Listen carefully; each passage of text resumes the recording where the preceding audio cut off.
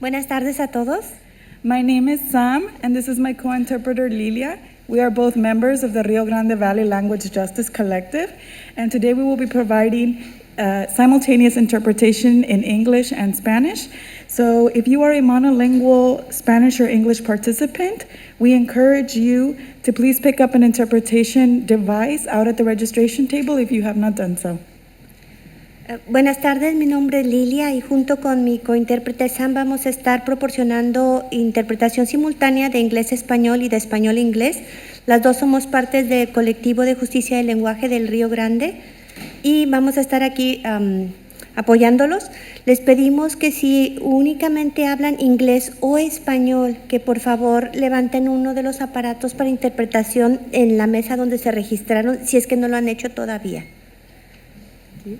And to help create our bilingual space tonight, we ask that if you are going to participate tonight with any questions during the question and answer section, we ask that you please speak loudly and clearly into a microphone.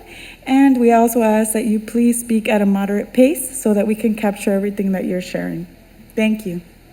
Necesitamos su ayuda para ayudar a crear un espacio bilingüe y por eso le pedimos que si van a participar durante la sección de preguntas y respuestas, que por favor hablen con voz clara y fuerte al micrófono y lo más importante es que nos apoyen hablando a un paso moderado.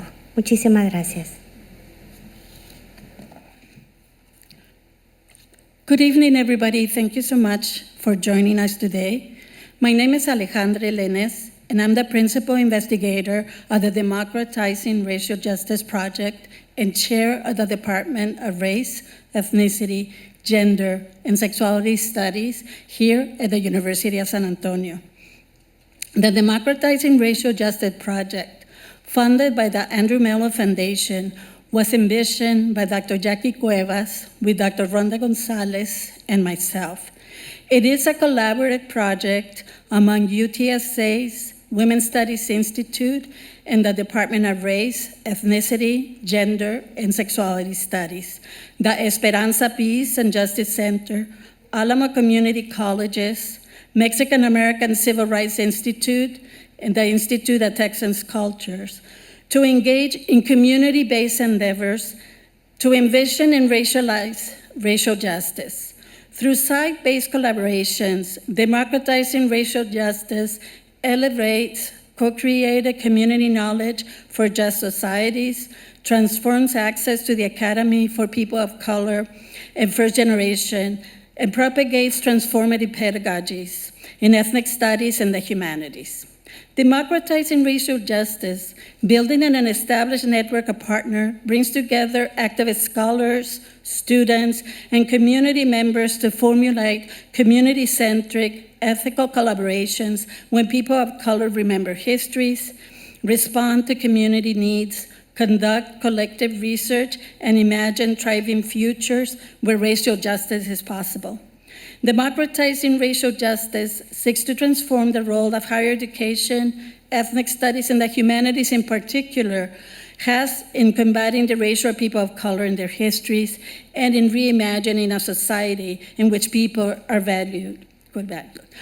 It is an honor for me to introduce our moderator tonight, Dr. Jose Villagran, who is a postdoctoral fellow with the DRJ Project and also the Department of Race, Ethnicity, Gender, Sexuality Studies. Dr. Villagran was born and raised on the migrant farm worker circuits between Northern California, South Texas, and Wisconsin, and claims the Rio Grande Valley of South Texas as home. He completed his undergraduate degree in 2007 at Michigan State University in interdisciplinary studies and social sciences with minors in anthropology and Chicano Latino studies. Then obtained an MA in Mexican American Studies from the University of Texas in Austin, and in 2012, and a PhD in sociocultural anthropology by the same university in 2019. He studied as migrant and seasonal farm workers of the Midwest Stream between South Texas and the US Midwest for his doctoral dissertation and continues to study migratory Latinx labor in the US. Overall, he's interested in migration, labor, race, gender, social movements, anthropological theory, borderland studies, and US-Mexico relations. Given his background and research interest, he is thrilled to be in San Antonio working on the Democratizing Racial Justice Project, and he has done an amazing job with our team in organizing this event.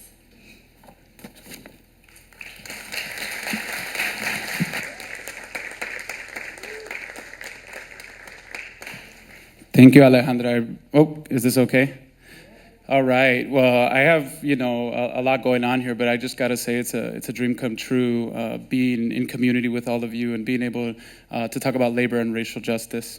So the name of our event is Workers on the Rise, the State of Labor in San Antonio. And the focus of our event tonight is labor, right?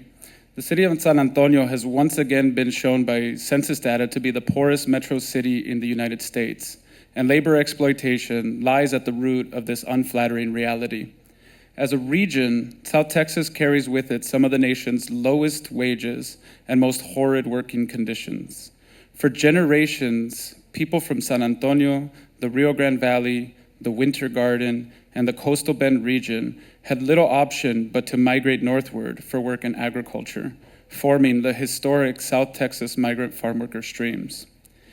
Today, migrations are fewer than in the mid-20th century, but we continue to see widespread poverty amidst economic stagnation. But why? Why does this happen?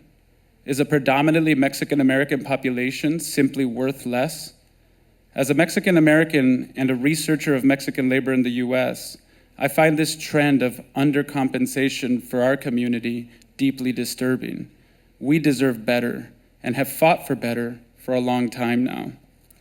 Today, you'll learn about some of the historical resistance that the working people of San Antonio and South Texas have demonstrated, as well as some of the ongoing labor struggles our residents are engaged in. Across the country, we see that public support of unions is at a 5-decade high, and that workers employed by massive corporations like Starbucks and Amazon are organizing and winning union recognition. We are hopeful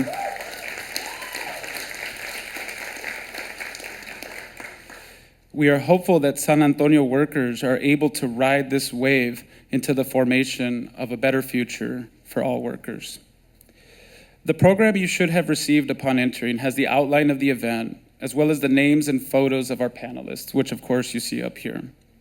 Following our moderated panel session, we'll take a brief break to listen once again to the wonderful music of the musicians of the San Antonio Symphony before taking questions for the panelists from you, the audience. I'll now take the time to introduce each of our panelists before asking each of them a series of questions. Mario Compián is the president and CEO of Academia America and a former gubernatorial candidate for La Raza Unida Party. Compián currently works with immigrants in San Antonio as head of Academia America, a nonprofit he co-founded in 2008. He has worked for social justice all his adult life, building mechanisms to empower oppressed and marginalized communities. He co-founded Mayo, the Mexican-American youth organization, Texas Raza Unida Party, Committee for Barrio Betterment, Mexican-American Unity Council, and Centro Cultural Aztlán. What a resume.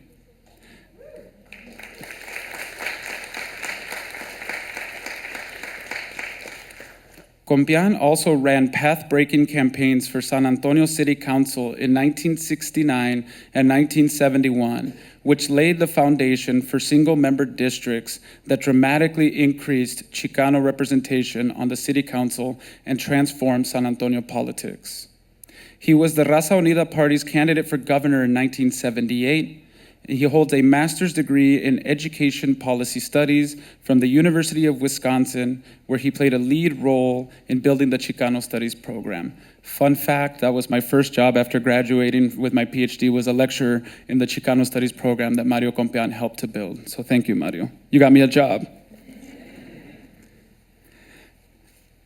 Rebecca Olivares Flores' life work was influenced by her childhood experience as a farm worker, along with her educational experiences in Poteet and San Antonio, where a majority Mexican-American student base was tracked into vocational programs. She went on to graduate cum laude from St. Mary's University in 1970 before attending the University of Michigan Graduate School of Social Work after being recruited there as a result of a strike led by the Black Action Movement. In graduate school, she joined the farm worker grape boycott, the anti-Vietnam War movement, the women's movement, and the Chicano movement. After graduating from Michigan, she moved to the Rio Grande Valley, heeding the call by Cesar Chavez to give back to our communities. In 1975, after the Texas UFW leader resigned, Cesar Chavez asked her to direct the UFW in Texas. In 1978, Fred Ross, the renowned organizer and trainer for the UFW, the United Farm Workers, came to Texas to train Rebecca and a small group of farm workers to begin the job of forming a union structure based in colonias.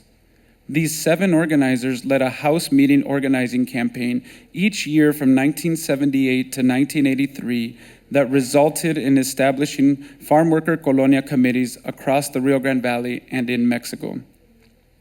Because of the organization and the continuing campaigns, the UFW won historic legislative gains for farm workers in Texas, which included workers' compensation, unemployment compensation, minimum wage increases, field sanitation, and pesticide protection.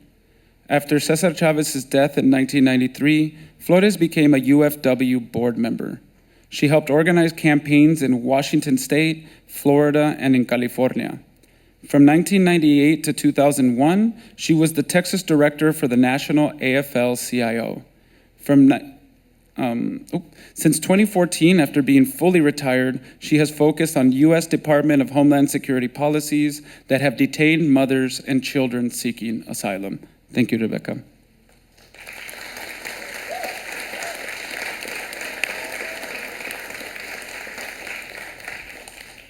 Fred Garza is a Chicano activist who lives in San Antonio, Texas.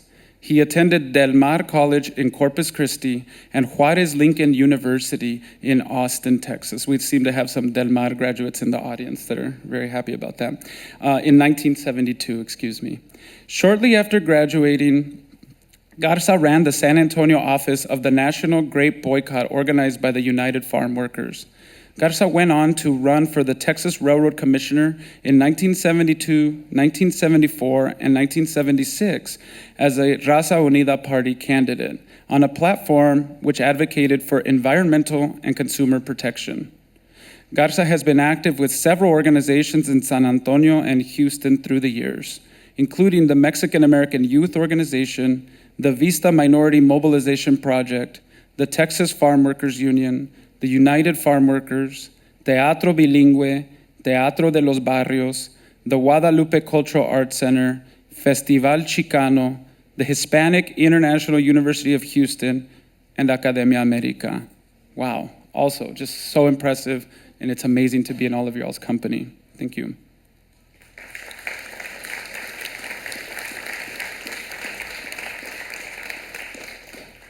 Unfortunately, Petra Mata from Fuerza Unida could not be here with us tonight, but I'm in her honor going to read her biography, and of course we are receiving her in a spiritual sense with us tonight, and our thoughts are with her. Petra Mata is the co-founder of Fuerza Unida and is considered a pillar and healer of local social justice movements. The organization, Fuerza Unida, was founded after Levi Strauss, a plant in South San Antonio that employed more than 1,100 workers, abruptly closed in 1990 and moved production to Costa Rica. Petra has coordinated El Hilo de la Justicia and spoken at countless local rallies and demonstrations. She has collaborated with co-founder Viola Cázares annually and with other community leaders in their youth leadership program.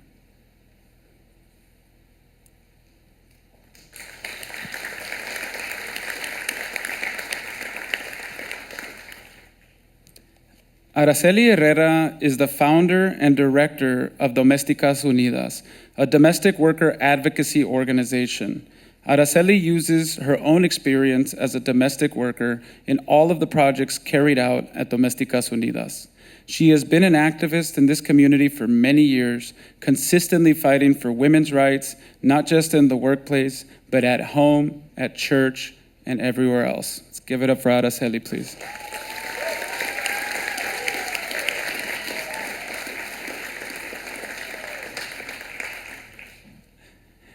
Alejandra Lopez is an educator, organizer, and president of the San Antonio Alliance of Teachers and Support Personnel. Alejandra attended San Antonio Public Schools K through 12, earned her bachelor's degree from Stanford University and her master's degree in educational leadership and policy studies as a member of the Urban School Leaders Collaborative at the University of Texas at San Antonio. She has been involved in social justice movement work in Europe and the United States for over 15 years, with focuses in immigration, racial and economic justice, and has worked in education for over 10 years, most recently as a second grade teacher at Hillcrest Elementary. Alejandra believes that our public schools are the heart of our communities and continues to organize for greater worker, student, parent, caregiver, and community voice in district decision-making. Let's give it up for Alejandra.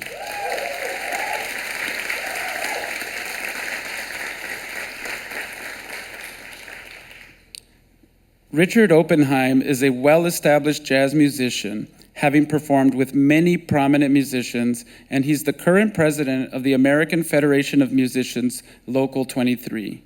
As a member of the American Federation of Musicians, Local 802 in New York, Oppenheim played an instrumental role in organizing club date musicians and unionizing their contracting offices in the New York City area from 1988 to 1991. After 30 years in New York City, he moved to San Antonio in 2006, at which time he transferred his union membership to Local 23. He became president of Local 23 in 2011 and continues in that role today. He has been a voting delegate to the San Antonio AFL-CIO's Central Labor Council since 2012 and has served continuously since 2015 on the Central Labor Council's Committee for Political Education. Let's give it up for Richard.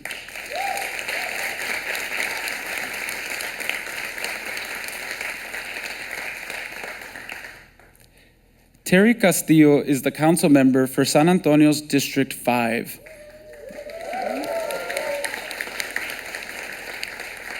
She is a lifelong generational resident of District 5, raised in the west side of San Antonio, and proud daughter and granddaughter of migrant farm workers. Castillo is a Burbank High School alumnus and holds a master's degree in history with a focus in urban policy from UTSA. The council member is a housing organizer, a historian of urban policy, has organized statewide for healthcare with the Texas Organizing Project, and since 2019 has been an active member of the historic West Side Neighborhood Association. She has worked in District 5 public schools for 6 years and was elected to the City Council in June of 2021. Please, let's hear it for Terry Castillo.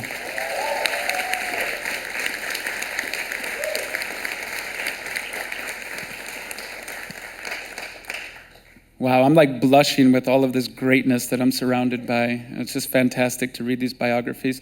So I'm going to begin the question portion now from my angle as a moderator with Mario Compian. Mario, can you describe to the audience the working conditions for the working class people of this city when you were growing up? Is it on? Yeah. Can you hear me? Yeah. Well, first of all, thank you for the invitation to be part of this panel. I can address the question by talking about my background, the neighborhood that I grew up in the Edgewood district, the heart of the Edgewood School District.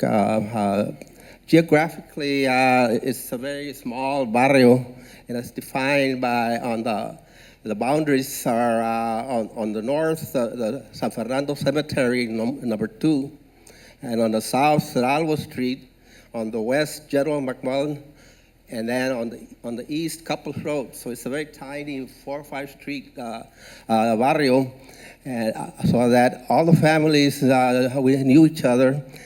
About half of the residents in that neighborhood were my extended family, that the main characteristic that defined us was that we were all working class. And by that I mean that there were very few high school graduates that I can recall. No one in my family clan were high school graduates. So what that meant is that all the working age people, residents of the barrio, were unskilled. So the opportunities, the work opportunities they could have that were open to them were only in the service sector and in the construction work. So that was all that was available to them. And what that meant in turn is that the wage structure, wages were low, hard working conditions, long days, and then very little to show for at the end of the week. It was kind of a rough time growing up. In my family, for example, there were times where we didn't have anything to eat. And that, of course, has stuck in my mind throughout my whole life. My siblings, older siblings, 4 brothers, were all working in the construction. They were hard workers, as everyone else around and that lived there. And that was about the only way that we could make up and have enough resources for the family when 4 of my siblings and my dad were out working. And then I also had the oldest of my siblings, my sister Celia, who passed away 3 years ago. She also worked out of the house, but helped my mother raise the rest of the kids. In addition to the 4 siblings, the 5 older siblings, including my sister, then I have 5 younger siblings. And so we were a large family by most standards. There were larger families than us, by the way, and we weren't the largest one.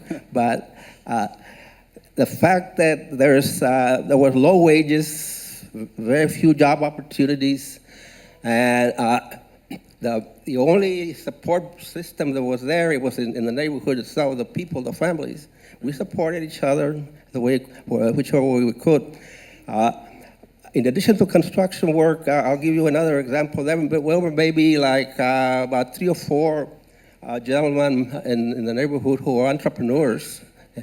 One gentleman had what his business was selling vegetables door to door. I don't know if someone in the audience might remember that if you're old enough, older like me, right? We go door to door with a basket selling vegetables, tomatoes, onions, or whatever. And then there was another man that had a couple of trucks, and his business was he discovered, nowadays recycling is quite a big thing, right? So he discovered that he could go to the landfill and collect the cardboard and pack it in his truck and then take it to the recycling plant. And that's the way he would earn money. But he grew his business enough that he hired perhaps 10 of the kids in the neighborhood, the youth. So he had a whole work crew, and they would go to the landfill on a daily basis, 5 days a week, and that was the way when I said support system, that's an example of a support system that was there. Right. Because there were no other support system. There was no welfare at that time. We couldn't go for public assistance anywhere. There were no food banks that I can recall. So then that was the support system that was there. We supported our own people in the neighborhood. We were all friends. Half of them, as I said, were my relatives. Then the other part is we have 2 people here who were heavily involved with the farm worker movement. And my own experience with that, I was never an organizer for the farm worker movement. I was a community organizer, political organizer, but not in the farm labor organization and not in any other union, although I did. I was a member of the union once when I was a member of the faculty at Yakima Valley Community College. But because of my experience as a farm worker, I have always supported the union, the worker struggle, because I experienced many of the conditions the workers want to correct, want to improve, want to change. low wages, poor housing, very poor nutrition, and of course, on the other side, the exploitation that took place, that workers were exploited by the labor contractors of the time, by the growers, and so on. So I learned at an early age what type of an experience it was. By the way, I work as a farm worker, hard work, labor, long days. I never liked it, and that itself was a motivation for me to get out of there, get educated, and get a better life. Thank you, Mario. Really appreciate that. And you know, when you're talking, I think about the 1968 documentary Hunger in America, right, which made national news. I think it was at CBS, if I'm not mistaken. And we see scenes on the west side of San Antonio in terms of that hunger that you're talking about. And so please check it out if you haven't already, Hunger in America. I think you could pull it up on YouTube or one of these websites. But, you know, your points about the no food bank, right, the no welfare, no food stamps, excuse me, was leading to outright starvation right here in the 400,000 or so Mexican American population, largely in the west side. So thank you for bringing us to that position, you know, visually, and for being vulnerable with us. Really appreciate that. What are some things, Mario, today that you see that remind you of the struggles of your youth? Can you help the audience maybe connect some of the stuff that you feel like hasn't gotten better? Well, that list that I just went quickly through is that the saying, we've all heard the saying, says the more things change, the more they stay the same. And even though there's been over the past half centuries that I've been active, there have been a lot of changes.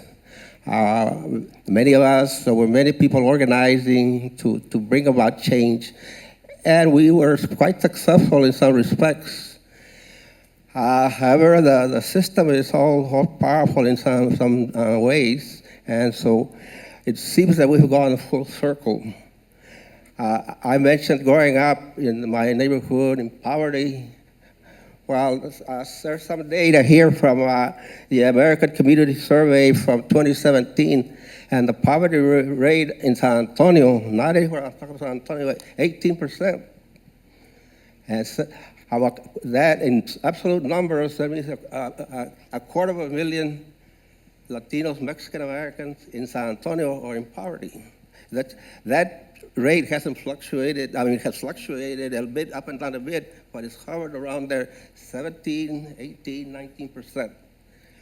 Now, we all know what poverty does to people, that it closes doors for them, they can't get ahead. Opportunities are not there for them. So that's kind of changes that I see that is needed now as was needed back then.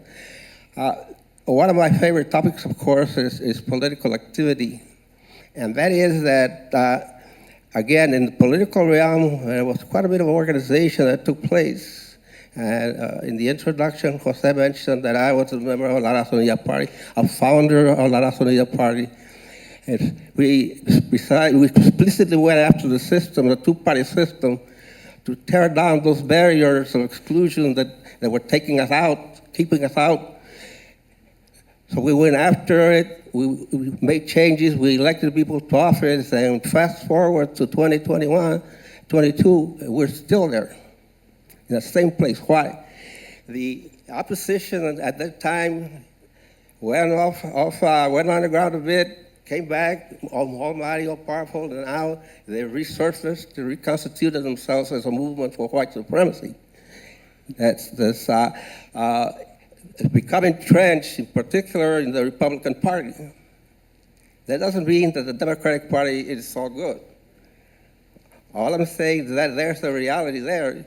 That reality is intended to its goal is to go take us back to where we were 50 years ago.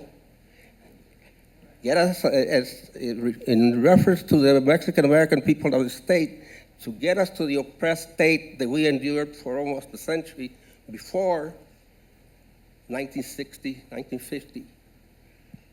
That type of social status is a no-no for no one, for anyone. No one likes to live under oppression. And that, I think, it needs to be addressed, not by me, by this panel, but everyone in this room.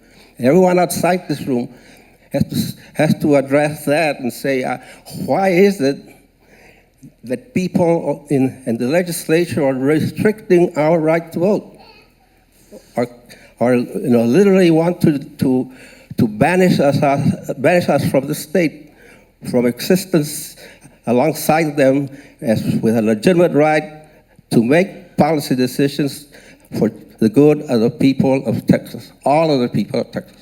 Now, that's if I sound forceful, that's partly because I'm angry. That after all the work that we have done, after all the work that we did for 50 years, we're still back in the same place. And it has to change. If we persist, change will come. Thank you so much. Can we hear it from Mario Compian, everybody? Wow.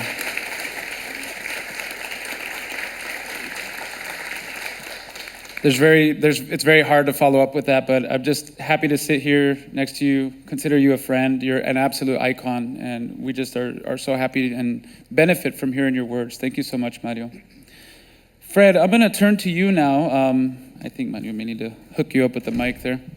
You ran the San Antonio office of the National Grape Boycott for the United Farm Workers briefly in 1972. Can you discuss with the audience the logistics of operating a nationwide boycott and why you think that they can be effective?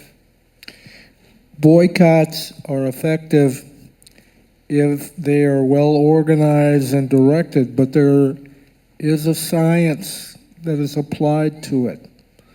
I was fortunate that in the mid-60s, when there was a strike here in Texas, to participate in the activities of the United Farm Workers Union. And as the strike in California and here evolved, there was a necessity to apply pressure on the growers. So in California, very early on, the strikers were sent out to cities across the country to start a boycott. One of the organizers in the early boycott effort, her name was Jessica Govea. She went to Toronto, and she showed an aptitude for strategizing and organizing groups in labor in the community, in the universities and colleges, and she was very successful. Eventually, she became the director, the national director of the boycott effort. As I became more involved as a high school student in the efforts to support the Farm Workers Union, I eventually got more involved in politics, and in 1970 joined the boycott and got my introduction to Jessica. And the interesting thing about Jessica, I never met her in person. She was a voice on the telephone, but she was a very effective voice. And she would be able to try to get you and other people to use your knowledge of a community to organize it. What's the best place to set up a picket line, and which is the best place to go and put that picket line? Where are we going to win? So that the voice would say, what's that place? And what's the support mechanism there? How are we going to convince that community? So that I worked first in Detroit and in Michigan, and I did a circle around the state. And then I'm learning that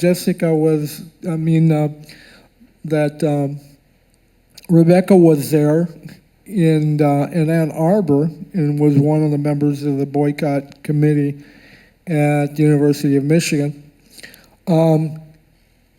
So you're learning people, you're learning communities, and you're learning an area.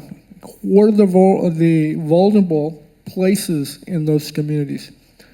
So that in Detroit, we would find the best places to go.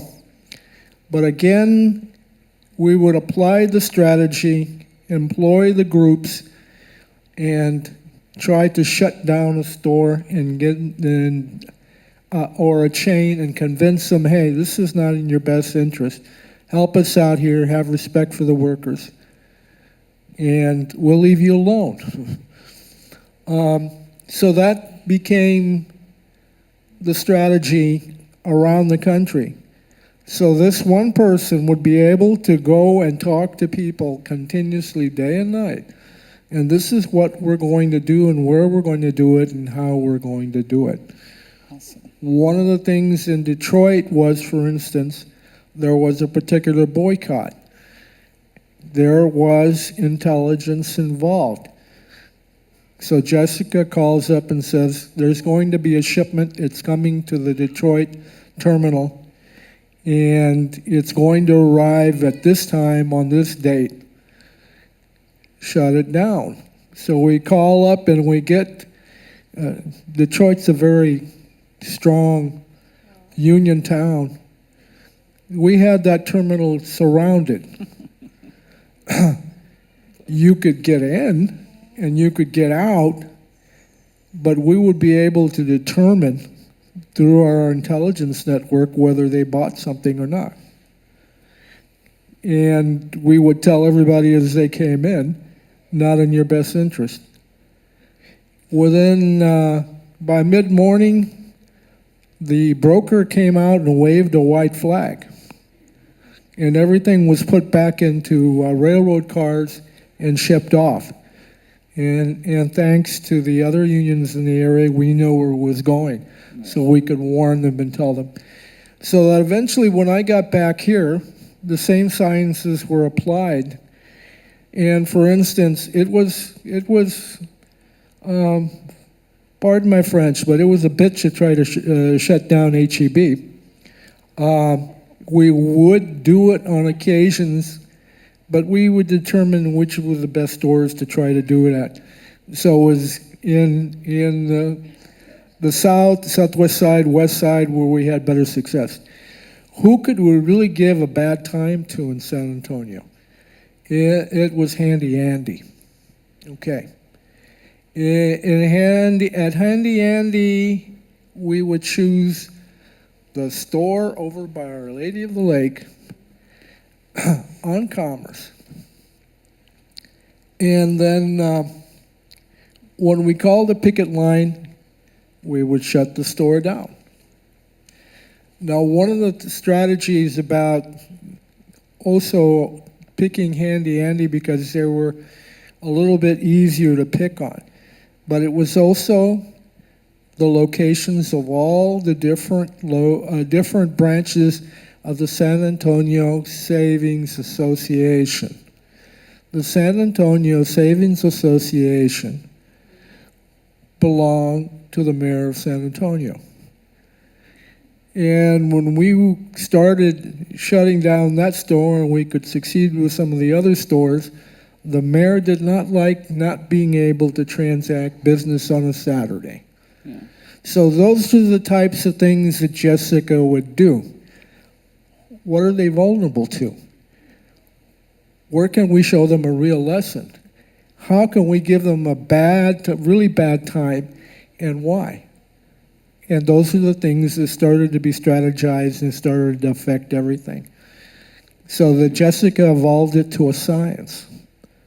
It continued to progress and progress.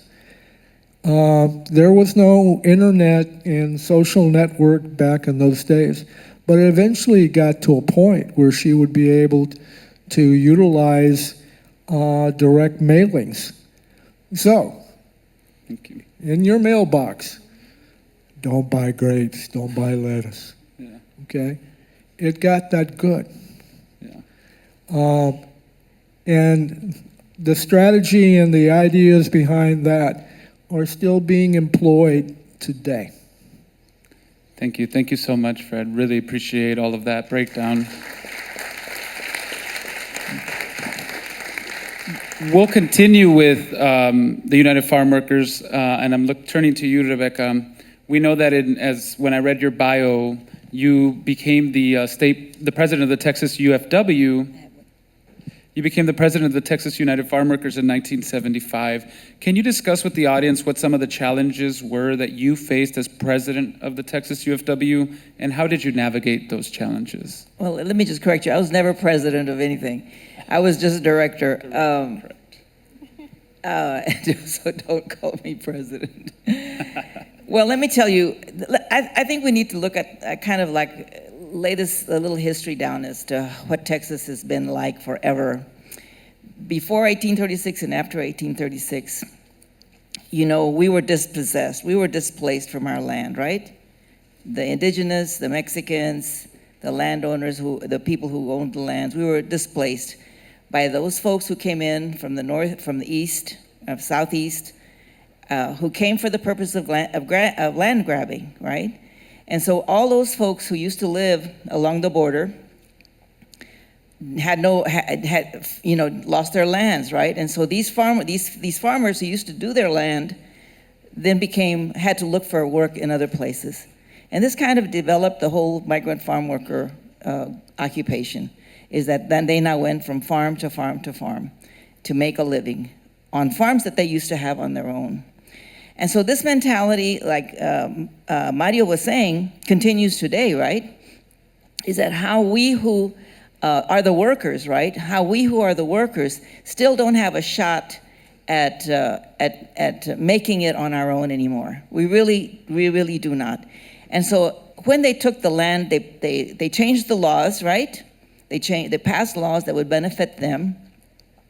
And so from 1836 I was born in 1943. I don't know when you were born, Mario, but in 1943, there was absolutely no assistance for anybody. We were poor. We were very poor, and we lived on a farm. It's the only way we made got food on the table was because we farmed. We farmed our little 40 acres. And so, and then we became migrant farm workers because we couldn't do enough on our farm. And then we started migrating into the Midwest. And so that's how this poverty forces you, and you look at what's happening with Central America. Poverty forces you to move, to make, to put food on your table, to take care of your family. And so as the growers, grabbed the land, and there were growers, it's all agriculture, and still agriculture has a huge impact in this state right now. Even though, we're so many people in the cities now, agriculture in this state still has a lot of influence, a lot of power. So agriculture, got their power and got their money, and they made the laws. And those were the laws that kept us from voting. I mean, I remember I was looking at my mom and dad's stuff that they kept forever, and they were paying a poll tax at that time of $1.75. Can you imagine $1.75 to vote for people who were very, very poor? And so this was another act of exclusion and suppression, which is what we're facing now, right? It comes around, and they were looking for tricks to keep us suppressed and oppressed and out of the systems. And so in the 40s and the 50s, there was absolutely no assistance whatsoever. So why? This is a rich state. Well, it was to keep us poor and work for nothing. When we used to work in the fields, we never even asked, ¿A cómo nos van a pagar? We were like thankful for the job. Just give us something to do.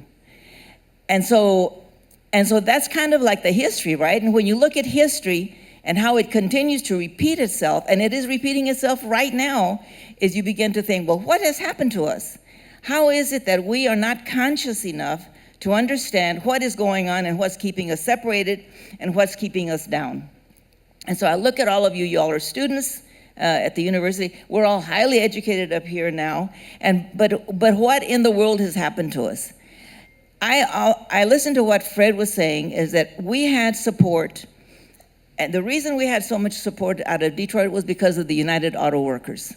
We had, the United Auto Workers were there, you know, all the time for the Farm Workers Union. And the reason New York was also a place that we would go to is because it's big time union state. And of course, California is a big time union state too. You notice that apparently all the grocery stores in California just won a huge contract for the grocery store workers in California. That's amazing. That's amazing. And also the ALU, the Amazon workers in New York and Staten Island.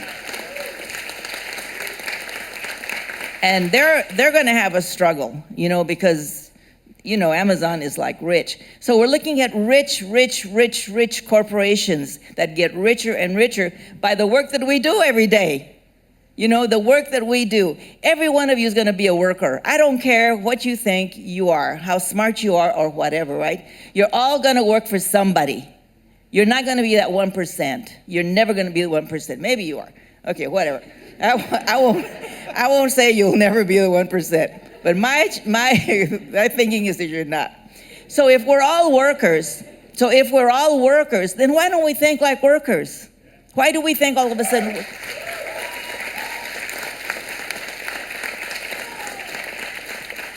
Why do we think we're better than others, right? Why do we think we're better than farm workers? Why? You know why? This state, and I'm really going to try to not cuss, this state, since the get-go, has passed law after law after law after law to keep workers oppressed. And it pits one worker against the other. If you're black, you know, don't hang out with the Mexicans. And if you're white, you know, they hate you. Don't hang out with the workers. But we're all workers. And so this division has continued to hurt us in any kind of organizing work that we do. And so it is the work, I think, of unions, which I think do in fact organize all races, all colors, and all, you know, people from all parts of life, that I think are the answer. I really believe they are the answer. Although I will admit, and I will say, that when, and I may be going on too long, you need to cut me off sometime. Some of the history of what I know is of farm workers has been just my own experience, which was horrifying when I look back on it. It was probably very horrifying for my parents who were trying to make ends meet. But it was an exploitation that you would not believe. One is that we worked, we never asked what we were going to get paid for. One is that we traveled thousands of miles in our rickety car to get to work, you know, in a place that we didn't know where it was, in a house we didn't know what it was going to look like. We were all little, we were like 10, 11, 12, 13, 14, 15 years old of age. We were little kids, and we were all working in the fields, exposed to God knows what. At that time, they were spraying DDT. God knows what, right? But I'm still alive, so I guess it didn't harm me at all. So maybe it made me stronger. So all the exploitation of workers has been for the benefit of the few. And we have got to understand that as workers, and we have to establish alliances with other people to make the changes and to develop a conversation in the city of San Antonio. I was talking to Alejandra earlier today, that we have to develop a conversation in the city of San Antonio about what is justice. What is justice for workers, right? I don't care what you do. Maybe you've got a hotshot job in some big company, but you know what? You're a worker. How do I, a retired worker, ally myself with you? Because we have the same issues, right? Thank you, Rebecca. Hold on, I'm gonna just finish this one thing. Don't ever give me a mic. San Antonio is a low-wage town. It markets itself as a low-wage town, and chambers of commerce say, okay, come on, we pay people, you know, nothing. The city helps them. People, and Terry, I know you're on our side, but the city helps them. They give them waivers, they give them fee waivers, they give tax exemptions, and they make those folks richer and richer and richer, and it's all out of our tax exemptions, and we pick up the difference. So we fund these companies, and they say, well, maybe we'll give you some jobs, but what are those jobs? We never even know. So San Antonio, the city of San Antonio, composed of over 1 million people, maybe 2 million people by now. We should be up in arms about what's going on in the city, and we're not.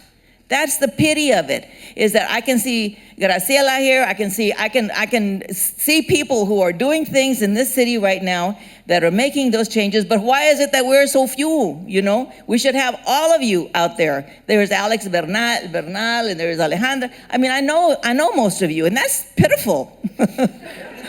I love you, but it's pitiful that I know most of you, for God's sake. So we've got to expand the number. We've got to get more people out there screaming and shouting, because I don't care if you think I don't know what I'm talking about. You know what you know, and that's what you should say. Thank you. Thank you so much, Rebecca.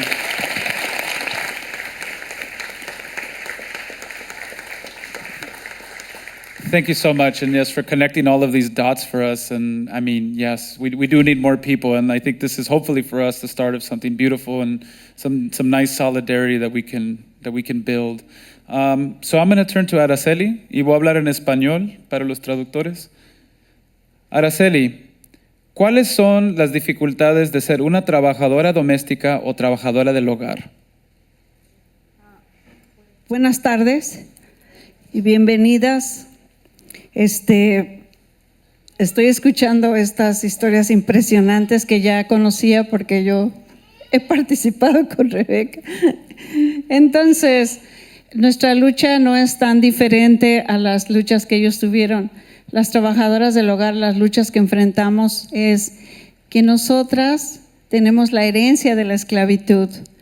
Las negras han luchado por años. Acabamos de terminar un curso que se llamó Nosotras Hacemos Historia.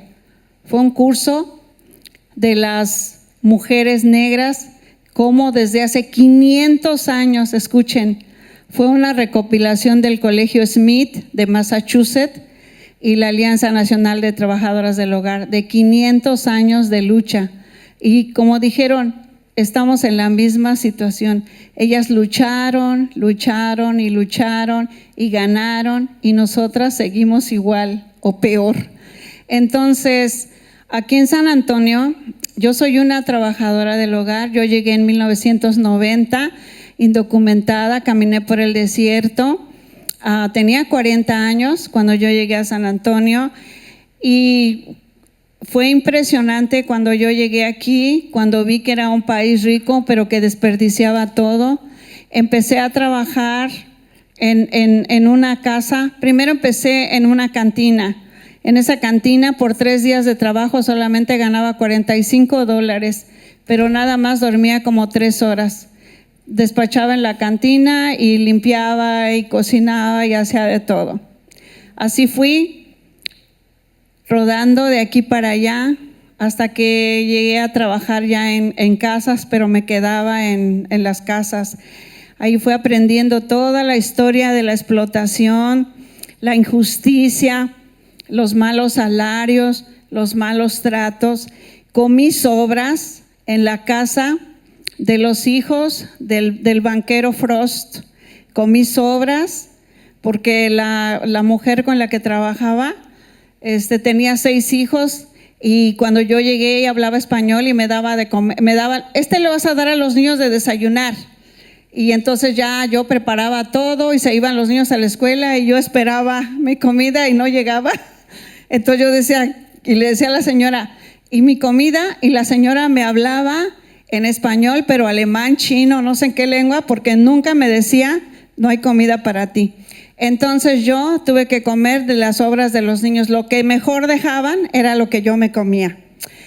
Fui aprendiendo muchas cosas. Dormí en el suelo, no tenía descansos. Cuando era cuidadora de personas de la tercera edad, yo no dormía, nada más. El único día que salía de descanso, que era el domingo, era el único día que dormía y comía bien. Entonces, después de ahí, de todo eso, llegué a un trabajo que estaba allá por Lucky Selma y Military, en colonias de gente muy rica, y empecé a usar el camión 97, y ahí conocí a muchas trabajadoras del hogar. Esa es la historia de las trabajadoras del hogar de San Antonio. Ahí empezó nuestra historia en ese camión. la ruta 97 West Avenue. Yo no hablaba con las señoras porque ella era nueva, ellas ya tenían unos grupos.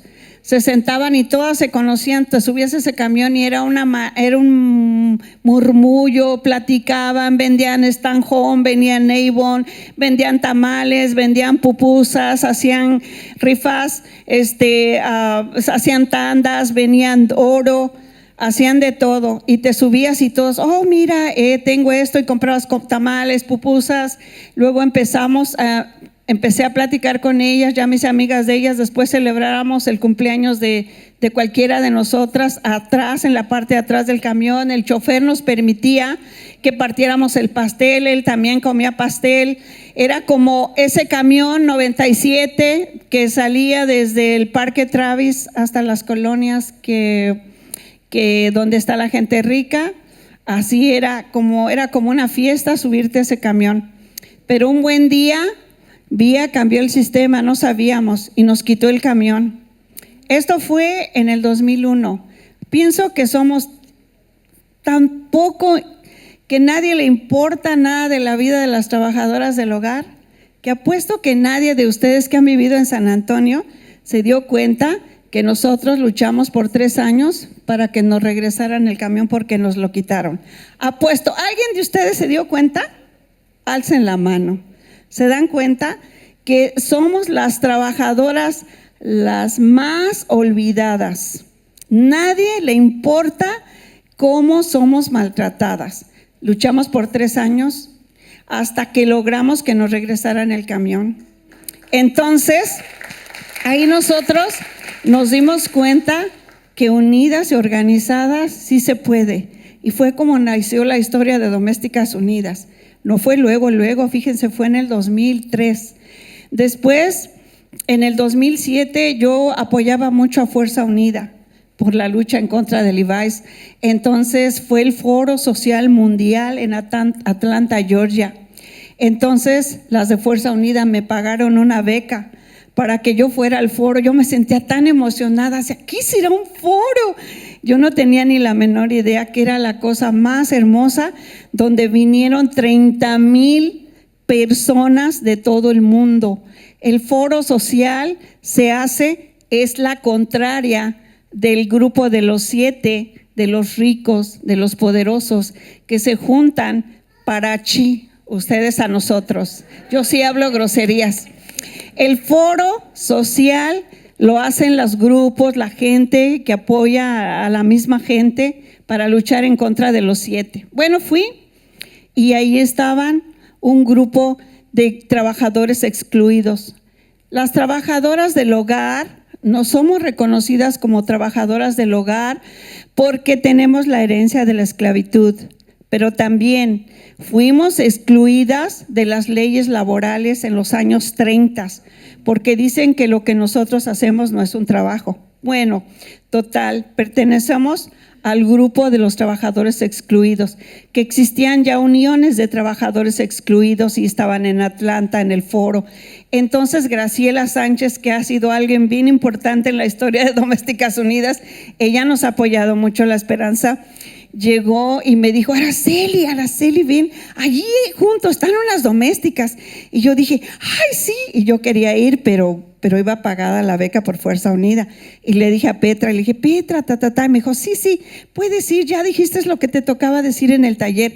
Y que me voy para el otro lado. Y allí estaban las trabajadoras del hogar. Entonces, allí nació la Alianza Nacional de Trabajadoras del Hogar. Ahí nació. Y entonces ya nosotros ya habíamos empezado desde el 2001 nuestra lucha, y yo pensaba que era la única en Estados Unidos que había unido a trabajadoras, pero no, me equivocaba. Entonces ya nos unimos a la alianza y nació, fui fundadora, fui parte. De ahí la alianza ha seguido luchando por muchos años. En ese tiempo solo eran 5 estados, éramos 700 trabajadoras del hogar. En este momento ya son casi 40 estados, somos miles, como 20,000 trabajadoras del hogar. Imagínense que hemos logrado. Bueno, La alianza, además de todo, hace entrenamientos a nosotras para que a la vez nosotras en las ciudades donde tenemos organizaciones ayudemos a las trabajadoras. ¿Y qué hace Domésticas Unidas en San Antonio? Bueno, yo les digo a mis compañeras que luego dicen, cuando les gusta estar en el grupo, han conseguido cosas buenas y luego dicen, ay, voy a traer una amiguita al club. Le dije, compañera, no es un club, es una unión de trabajadoras del hogar. Somos una unión de base, porque nosotros somos de las bases. Además, tenemos conciencia de clase, que es algo muy importante que nos falta a muchos.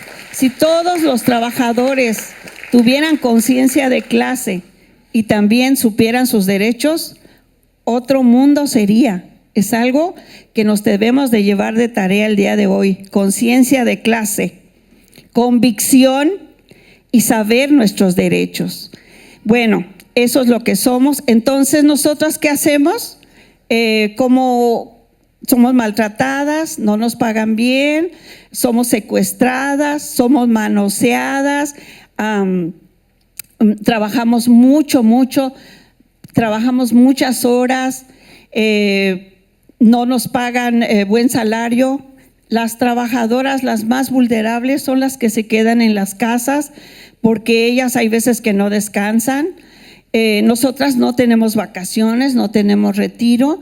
Cuando las empleadoras se van de vacaciones, te dicen no vengas, como que si nosotros le dijéramos al rentero, ay, ¿qué cree? La señora se fue de vacaciones, ahora no le pago la renta completa.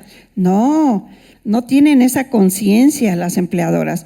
Entonces, lo que hacemos es que enseñamos a las trabajadoras del hogar cuáles son sus derechos, las enseñamos a negociar, les enseñamos qué productos de limpieza no tóxicos usar, las mandamos a grupos de migración, levantamos la autoestima.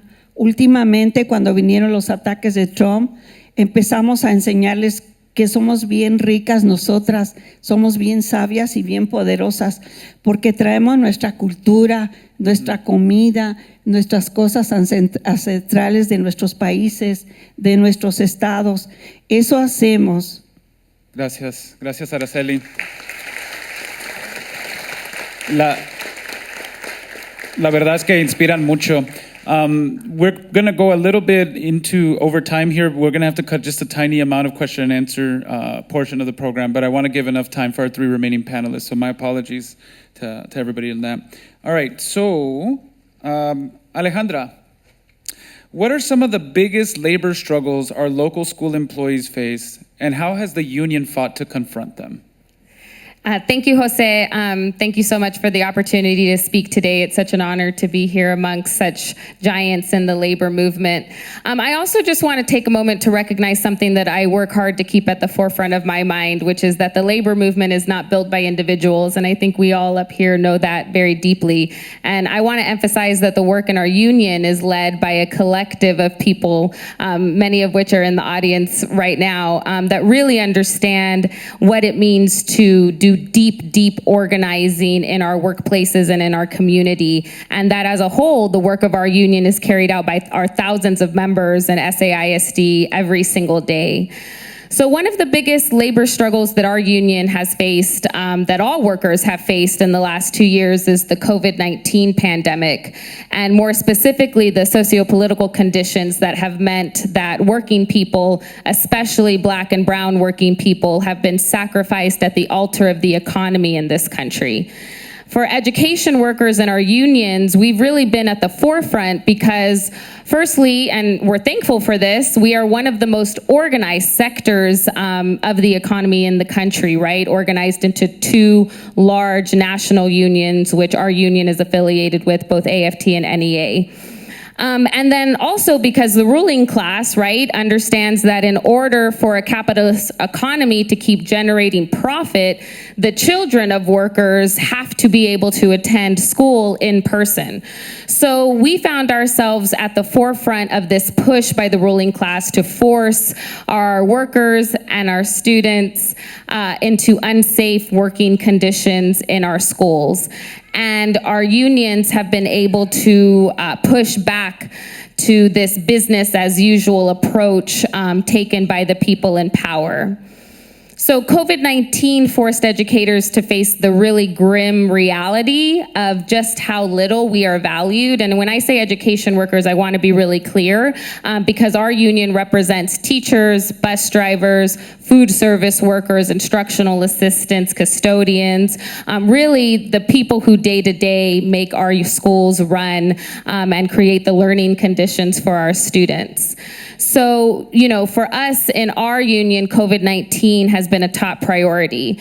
And in 2020, at the very start of the pandemic, we were able to bring together education unions from across the city, right? Because we know that our city is made up of 17 independent school districts cut across race and class lines. So bringing all of the unions together in itself was a feat, and the first time that had happened to orchestrate a collective pushback. But of course, our union believes strongly that our communities, that our public schools belong to our communities. And so we had students at the table, parents, caregivers, community organizations, and community members. And we formed the School Reopening Coalition.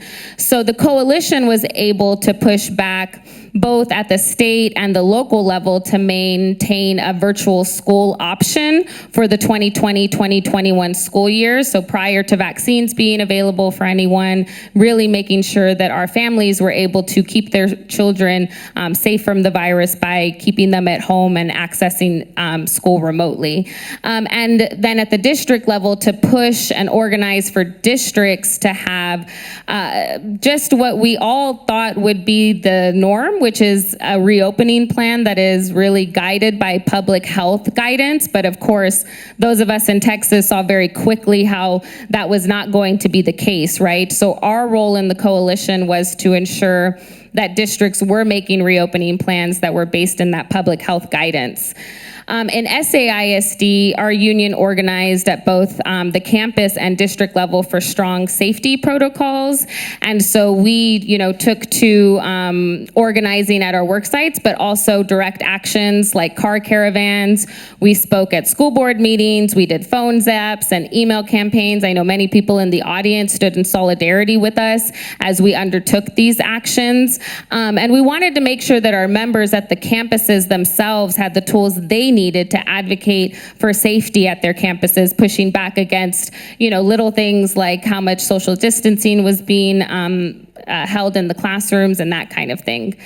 So the result of all of this work is that our district had some of the safest safety protocols in the state and the country at large, including a mask mandate, COVID-19 leave, which means that workers didn't have to use their own sick time if they contracted COVID, access to COVID testing and vaccines.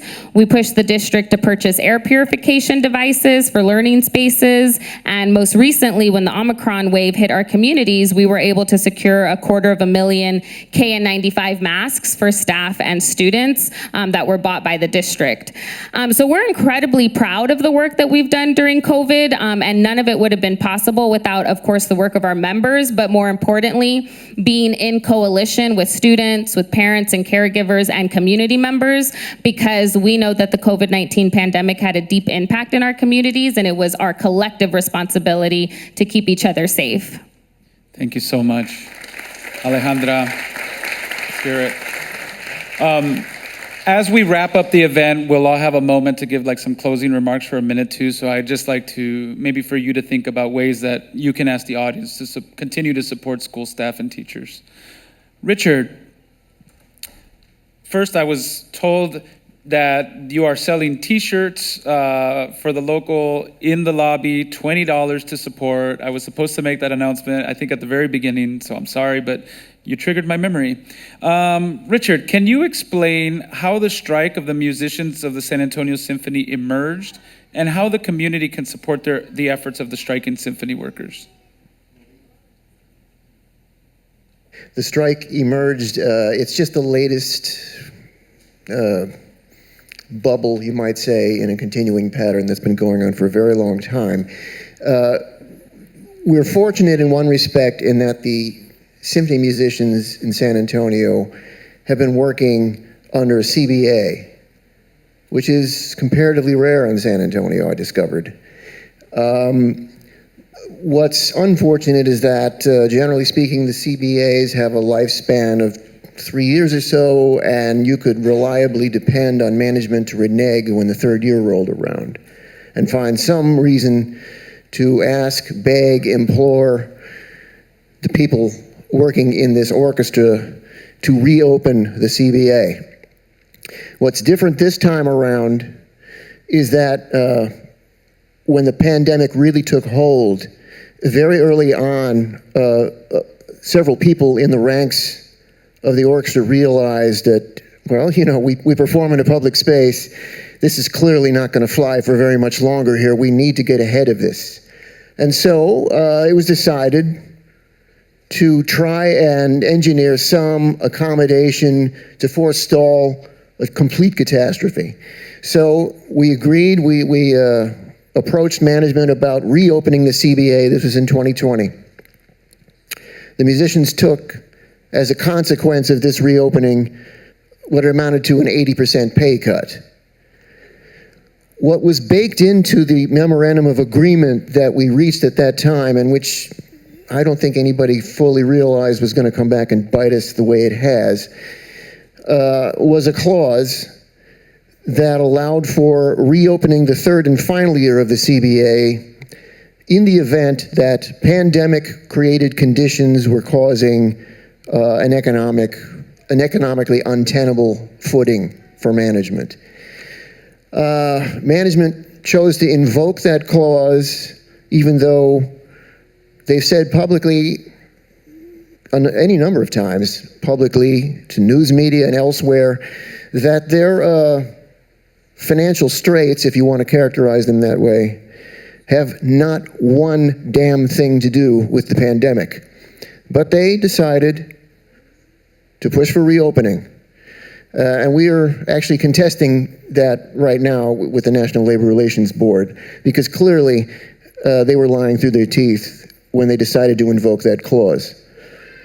So here we are, we're now watching the final weeks of what would have been the third season in a CBA unspool, and every week or so we get a little message from management saying, well, since the strike is still going on, we're going to cancel these performances and these performances. And they wait a little while, and then they issue another fatwa that says the same thing. So that's where we are at this moment. Thank you so much, Richard. And how can the community support the efforts? There are several ways. The most tangible way is, well, you mentioned we have some articles out on that table there, and besides the t-shirts, and yes, we do want you to buy the t-shirts, they're lovely, but you'll see some literature out there. You'll see some leaflets created by the symphony musicians, and on those leaflets you'll see a QR code, and that QR code will take you to a donation page, and that donation page will allow you to donate not to the San Antonio Symphony Management, but to the musicians of the San Antonio Symphony. They operate under the acronym MOSAS, M-O-S-A-S. If you go to mosas.org, you'll find the same donation mechanism. If you go to AFM Local 23's site, which is musiciansofsa.com, you will find the same donation mechanism. That all goes into a benevolent fund for the symphony musicians. You can also donate. There's a separate fund established under the aegis of the Area Foundation. And it's not just for the current symphony musicians, it also is for the welfare and benefit of past symphony musicians. And that one is, by the way, a 501c3. Another thing you'll see out on the table there is a concert announcement. The musicians are funding, mostly via donations from their fellow musicians around the country, but also by donations from people such as yourselves, a series of concerts. So you'll see a QR code on that, and you can purchase tickets for those concerts. They're upcoming very shortly. One thing I would ask you, and I'm not being at all facetious here, is do not donate to the Symphony Society of San Antonio. Please do not. Do not do that unless and until they get off of their position and actually do some good faith bargaining for a change and reach an equitable agreement with these musicians. Then you can give them some money if you like. Another parallel track to pursue is to please talk, well, you can talk to people such as Councilwoman Castillo, you can talk to whoever is your council representative and implore them, as we are imploring them, to hold public hearings, to look into the rather odd relationship between Symphony Society of San Antonio and the Tobin Center for the Performing Arts, and how that pernicious relationship is serving to basically squash the economic foundations of the symphony. So please, by all means, contact your council person, and you can also contact your person on the Bexar County Board of Commissioners, because we've got a similar movement going on there. So I really hope that you will do that. Please shake the tree a little bit. There is some momentum gathering in that direction, and it'll be that much stronger if people like you all just call them and say, hey, what's going on here? I want to know what's going on. Why aren't you holding hearings? Thank you so much, Richard. Appreciate it.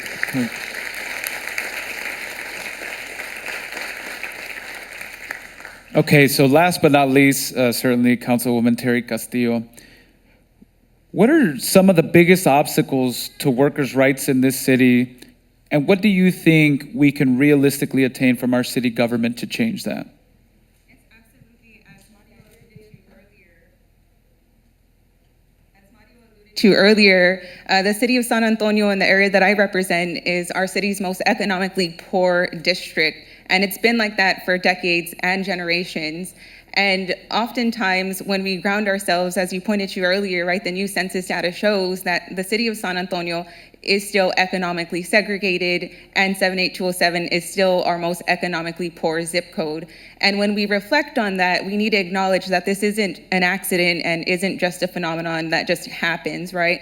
This is a result of policy practice and business as usual that has landed us in the same predicament as 10, 20, 30 years ago. And when we ground ourselves in labor history, we learn that many migrant farm workers still live in District 5 and call District 5 home, right? They'd migrate to the Midwest, go harvest, and come back home. And with that, you know, when we look at the current industry in District 5, it is primarily produce, right? So it's still very much present and grounded in our community today. And when we look at what we can do, we have to point to the fact that the state preempts a lot of change forward. However, the city of San Antonio, we do have a paid lobbyist where we create a legislative agenda where they go prioritize the needs of our communities. And what I learned, right, I've only been in office for about 8 months, so within my first 2 months, I went to Austin to go testify for labor protections. But what I learned in that process was that me going to testify in favor of that bill was against the city's legislative agenda. So what had been established was a bill essentially that would provide construction workers with an opportunity to take water breaks. Within it as well, right, was paid sick leave, and that was in alignment with the city. So we do have a legislative agenda, and we have an opportunity as we come back to those conversations to ensure that we are supporting bills that protect workers. In addition to that, it's been pointed to as well, right? Big business is powerful, right? But not as powerful as working families and communities. We always hit back. Yes. And with that, right, again, what we can do at the local level is, one, ensure that while we're having conversations about any business coming, that there's a stipulation that as a city that we prioritize a livable wage. And what is that to us, right? Whether it's $15 or $20, it doesn't have to be the $7.25. So we have an opportunity to integrate those asks into many incentives. So that's the role that we have and that we can do as well. But again, right, not giving into the fact that straight preemption means no. When we look at paid sick leave in Austin, it's been done. Ban the box, it's been done. So again, right, not being afraid of the big state preemption.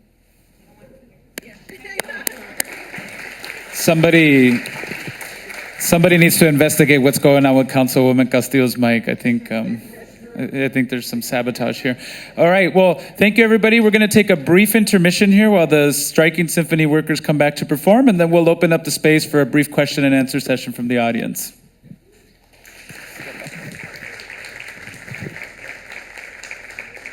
Okay, so as folks are finding their way back to their seats here, we wanted to be able to open up time for a question and answer session from the audience here.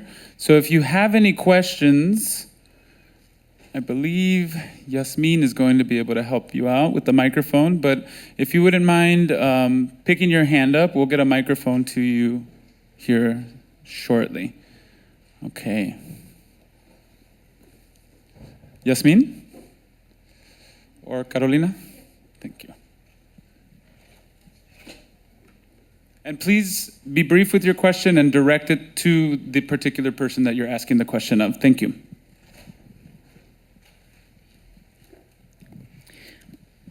Hello? Okay. My question is for Richard Oppenheim. Richard, is there a ruling class in the city of San Antonio?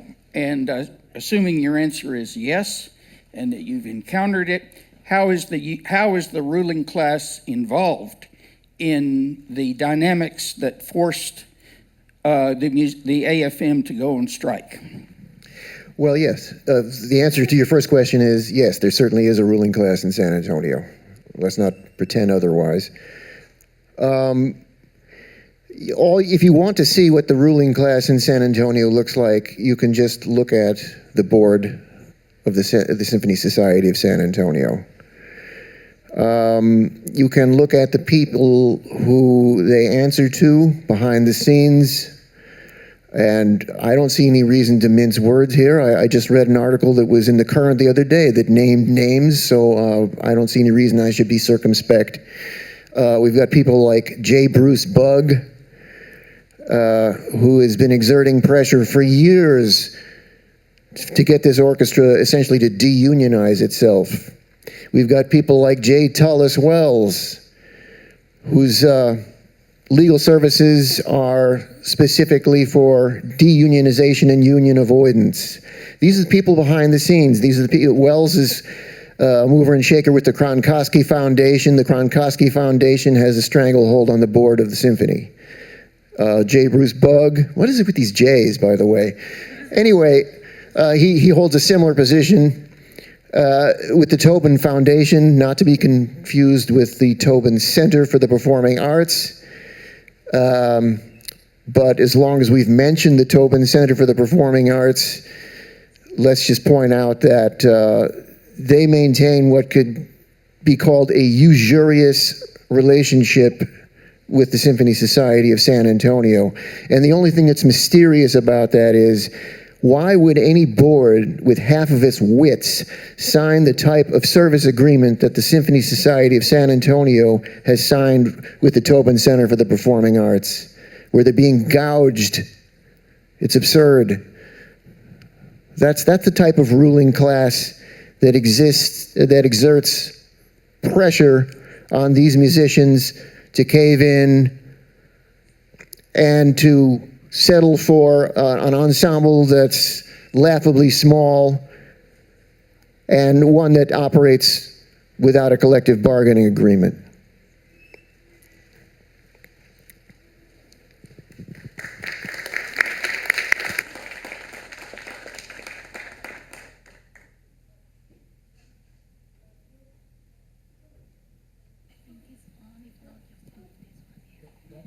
Is it on? Oh, it's on. Okay, it's on. So my question, I mean, I wish I could ask everybody, but my question most pointedly would be for Ms. Flores. I'm actually not a student. I'm a hospital worker. And the struggle for hospital workers, particularly in this city, is a dire one right now. For nurses, of course, but mostly I'm a nurse assistant. And for the dietary workers, the environmental service workers, the housekeepers, for the dietary workers, we work long hours, very low wages. We don't get COVID sick leave. We have to burn through our PTO if we have it. We don't even get proper PPE and hazard pay. We were told we don't get because we're not put in a hazardous situation, which, whatever. So it was talked tonight a lot about class consciousness, and that demands that we understand the relationship between classes. The only reason we exist as the working class is because the ruling class owns the means that we use to create all of their wealth. So they wouldn't be wealthy if there wasn't a working class. And all of the history I've heard tonight is the history of class struggle, where things are won and then things we win have been reeled back by our class enemy.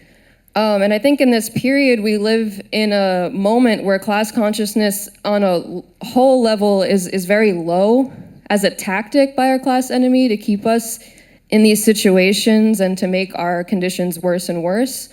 And so my question is how organizers in the past, particularly some of the most oppressed and marginalized like farm workers, use propaganda or were creative in finding ways to reach out to their coworkers and community members to think outside of the box of what's possible, how to break through to workers about what we can win and what we deserve in a world where we're confined to think that things are always going to be this way because we're just workers.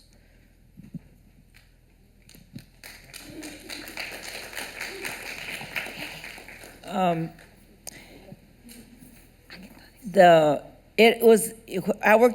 was organizing in the Valley. The class struggle was very apparent there. I mean, it was in your face. And the Valley had never the Farm Workers Union had never been organized in the way we did it in the 70s. And so I remember going to my first house meeting. We did all of our work doing house meetings. And when we had house meetings, we had families there, because the units of workers in farm work is always a family, right? It's the parents and the kids, they all work together. And so all of them are interested in it. And we would have these small house meetings where people would talk openly because it was in their house, so they felt very confident. And I remember going to my first meeting in Colonia Nueva, and I asked the family there, I said, what are the problems you face in the fields? And they could not give me an answer. They said to me, no tenemos problemas, Rebecca. And so that's how awful it was, right? And I understood it, because we never thought we had a problem, right? It was just, okay, get in there and work and do it now. But what happened really, I think, more than anything else, was that in the course of the discussion, in the course of discussing what was going on and who was doing it, we began to establish, one is the class, right? Why does the grower have the pretty house? Why does the grower have, the best education? Their kids go on to college, and you don't, right? And here you work for him every day, and then at the end of the day, he doesn't let you to take the onions home that are left there, right? So it was very apparent, and as they talked about it, they began to see the injustices of it. And so then as they talked about it, and then the movement grew, then they all said, you know what, this is happening to all of us, and we have to do something about it. But I firmly believe, and I push this idea all the time, and I'm trying to get Alejandra to do it also, maybe with her members, is that if we're going to create a class consciousness, we have got to start talking to all kinds of families, all kinds of units, because it cannot just be the worker, the one worker, right? It has to be the whole family so that they can discuss it in their own households. And when an issue comes up, for example, on this affordable housing issue that we've been working so hard on, why is it so hard for us to understand that developers are making so much money building apartments, and when they promise they're going to build a few affordable ones? And we know what those affordable ones are, that they're not affordable for those families. So why is it so hard? Well, I think we have to understand that. And it is very difficult to understand it by the stuff that you pick up in the newspaper. It's very hard. So you have to come down to the nitty-gritty and talk about it. I believe that we can do it. But I believe that we have to have a discussion, a conversation, not only with ourselves in school, but with our families, so that we can have, so we can rise up. I mean, that's part of this discussion today. Our workers rising in San Antonio. Well, I think we have to. That we have to create that environment, and we've got to start it now, because I think everybody understands class, but we begin to think, well, you know, we're better than them. We really do. We're better than them. We're better off than them, but we're not better off than them. One time you're sick, and you should know it better than anybody, and you have to pay those doctor bills, you are done. You lose your house, you lose your job, you lose everything. So we have to have a discussion. You want to say something? I do, because you said my name, so I feel compelled to speak now. I want to echo what Rebecca's saying, right? You know, our union represents over 2,000 workers in San Antonio ISD, right? So how do we get those workers who are already union members to turn out to support our organizing priorities, right?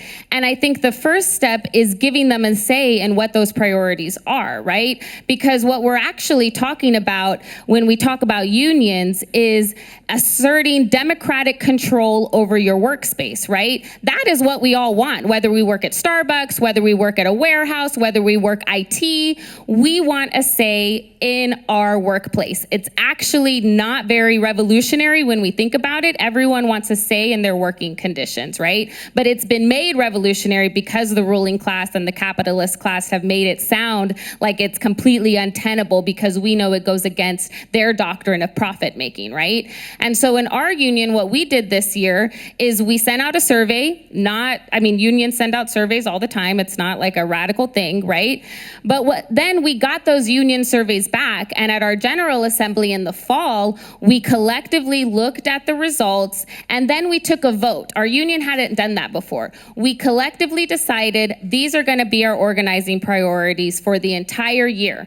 And then we went a step further and took a vote on what action we wanted to do in support of our organizing priorities, right? Because it's one thing to say, hey, district, we want better pay, we want a bonus, we want COVID safety, but it's another thing when workers decide that collectively they're gonna take action, they're gonna take a risk to support those priorities. And so we had a button day in the fall. We had over 800 people sign up for that button day. Again, really simple action. They wore a button in support of the organizing priorities. But it is the largest collective action that our union has taken in the past decade, right? The number of people who participated in that and the visibility of that was huge, right? And then we got some wins on top of that, right? So people took action, right? The district saw we weren't messing around. They conceded on a couple of our demands, but do we stop there? Absolutely not, right? We ratcheted up. So we had another meeting and another vote. And this is for all of y'all in the audience to ask what y'all can do to support us. Next week on Saturday, we're having a community town hall barbecue and art build. She's coming to tell me to slow down. I'm sorry. I just got excited.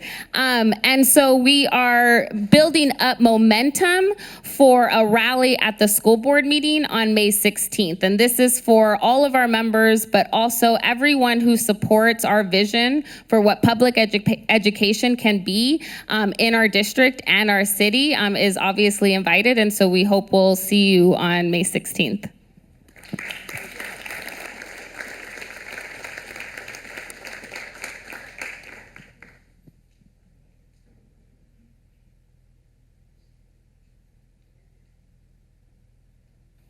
Good evening, everyone. Selena Gipsett. I wear multiple hats. One of them is the founder of the Boardroom Project, where I work to get young girls and women of color onto boards, school boards, community boards, city boards. But the other hat that I wear is as a small construction business owner. Mario, you mentioned, and I was one of the few to actually fight for sick paid leave as a small business owner in San Antonio. My question for you, Mario. My organization serves the Edgewood community, right? General McMullen Rivas, we're there. You briefly mentioned construction and the need for that space. 1 out of every 7 San Antonians work in construction. What is currently being done, or what movement is being done as our entire city is being built around us, by us, but not for us? What is being done in that space to support our families who have construction workers? And it's not only from the systemic, white, middle class, high class developers, you also have Mexicano business owners who are abusing our workers, theft of wages, theft of, not reporting proper taxes, all for their own benefit. I'm just curious, in our city, for as big as we are, as much as we give to all of these developers, NRP Group, everyone else in the West Side that's being built around us, what are we doing to support our local construction workers? Thank you.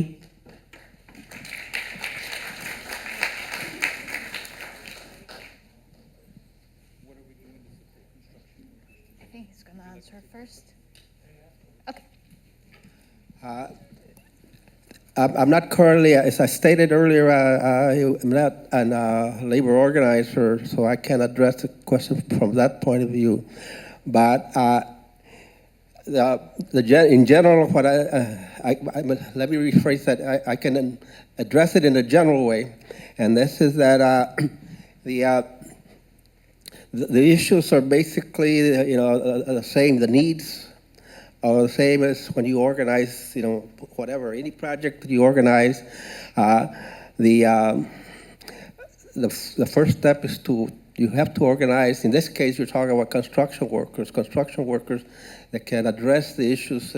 Araceli talked about her organization is one of organización de base, and I think that's what is needed. That's the first rule when you want to implement change, is to organize yourself.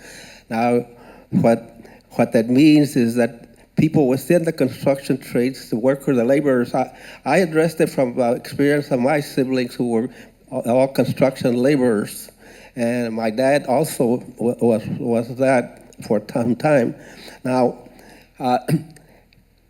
it is very difficult. There are many factors that impact the motivation of a worker to get involved. The teachers union is a case in point. Is that how do you convince workers that they need to organize themselves for their own good? Once you have one, you have two. Some recent victories have been reported with workers with Starbucks, for example. That started as when some person decided they wanted to get the workers organized, and that's someone in the construction industry, as from the labor, has to get moving and organize. Now, what are the issues? They're the same as have been there historically: better pay, working conditions, worker rights. In the case of farm workers, one of the main issues was that there were no bathroom facilities in the fields. That's basic, from my experience as a farm worker. Where do I go to the bathroom? As some joke that was used to run, it says, if you close your eyes, nobody will see you. You can take care of a nation. So, but I think that it is very difficult. You need to, if you're interested in it, you need to start talking to people who are workers themselves. And from the bottom up, that's always the rule. As much as I'd like to say that we have made improvements, unfortunately, some people, when they get to office, that becomes the end in itself, staying in office and doing nothing. If it's a state office, a local office, a position in the school board. The school board politics are terrible and have been. Have the cases of the Texas Education Agency taking over several schools here in San Antonio. The Edgewood School District is one, South San Antonio is another one, and South Side, I believe, was a third one. Because of the politics, people began to fight for las migajas, for the crumbs that the system throws at us. At some point, we have to say, do we want las migajas, or do we really want to improve the condition of our people? In this case, we're talking about a whole scale. When we organized in the Chicano movement in the Mexican American Youth Organization, we organized the students. Why?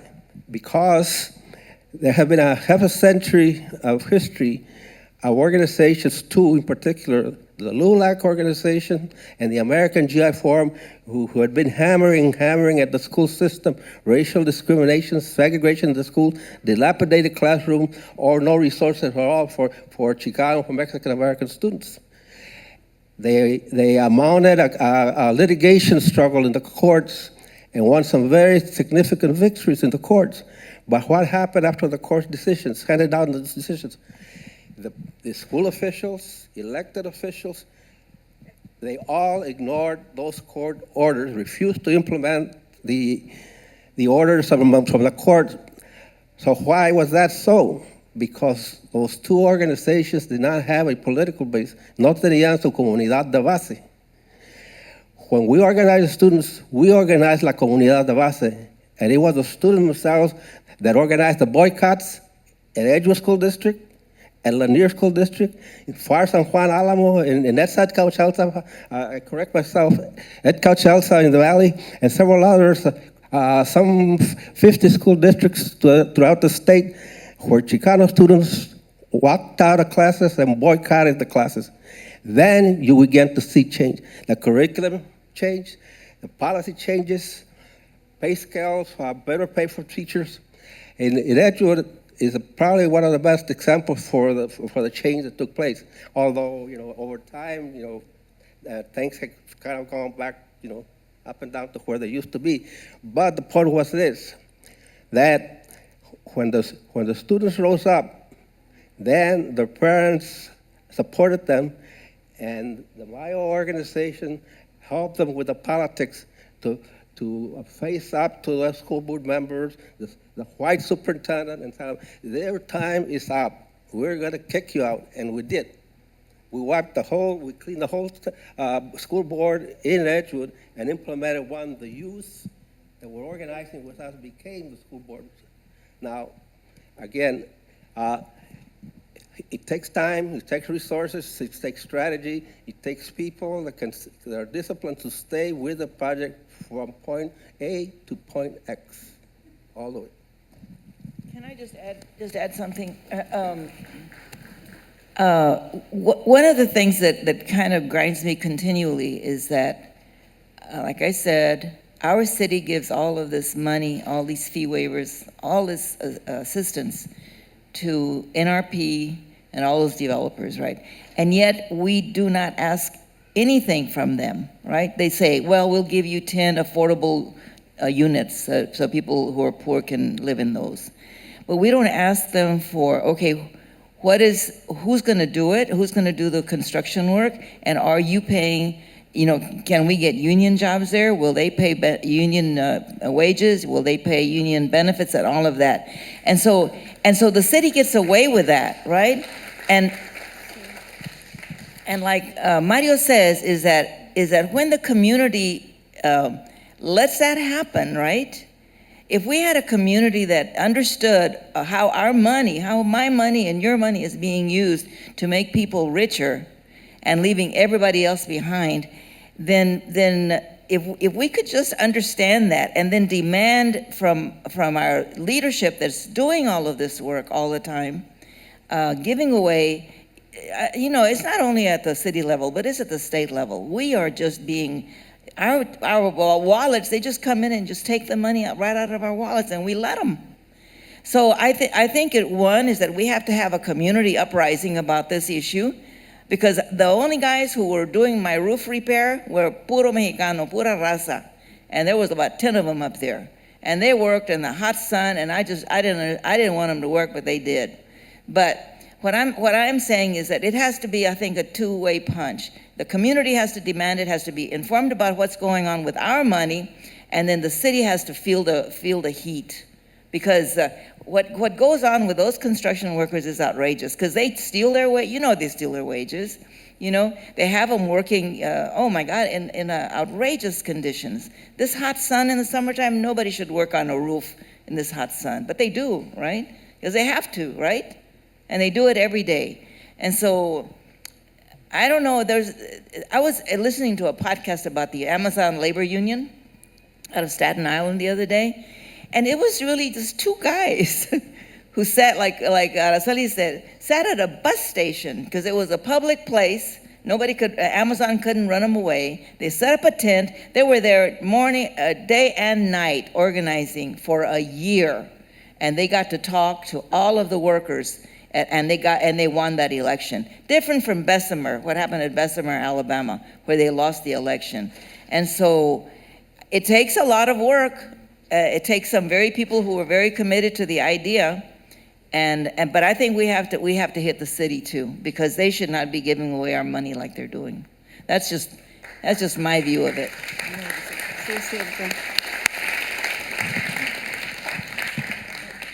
I could just sort of piggyback on what Rebecca was just talking about. There was a very specific ordinance that was put forward in the city council 3-4 years ago called the Responsible Bidder Ordinance. And it was specifically designed to address exactly what you're talking about. And it had to do with establishing, and this was for city contracted work. But of course, somebody with a company like yours would be the subcontractor. And so what this RBO had set up was a series of I thought, very reasonable guidelines for what a subcontractor would have to do, how they'd have to treat their workers, how they would have to pay them, what sort of breaks they would have, all of the working conditions that are involved. And it seemed to be, this was being fomented by the Central Labor Council, I should add. And we have somebody here, actually, Marinela Murillo, who could probably talk about this more effectively than I can. But the CLC got what we thought was a clear majority in the city council to pass the RBO. And, well, I guess you know what happened. At the last minute, one or two people whose initials are Manny Pelias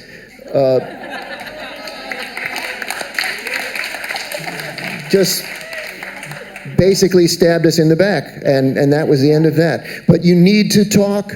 I sound like a broken record, but you do have to talk to your council people. You do need to ask them, what happened with this RBO? There is a successor bill in the works now. I don't know what it's called. It's not the RBO, but it's of a similar constitution. You need to make some noise about that, so that your company, by doing good, you don't end up screwing yourself and getting undercut by people who do bad. Councilwoman Castillo. Opportunity with publicly funded projects that are for-profit developers for us to make the ask to secure community benefits. I think maybe you could use Richard's microphone. There's opportunity for us to secure community benefits when public dollars are used for the construction of any project, right? But it takes city council and the city manager and the mayor to hear consensus, right? So me and another individual can ask for specific things, but if they don't hear it from 6+ individuals, we can't secure it. But I want to be sure that I have a call to action by the end of this conversation. We are currently reviewing the TIF policy, and there's opportunity, right, for us to make that demand that if the developer wants to qualify for funding and we want to give these public dollars, that they do have to pay livable wages, have fair labor practices. So there's opportunity to make that ask, but just like anything else, right, it's not going to be given to us. Folks are going to have to organize and not just call their city council member, but show up and demand it, right? Because that's how we're going to get it, like we've gotten everything else, is by demanding it. So there's definitely opportunity for us to secure those community benefits, but there needs to be a consensus. So again, right, I could be asking for these fair labor practices, but if there's not 6 other city council members demanding the same, then it falls on deaf ears.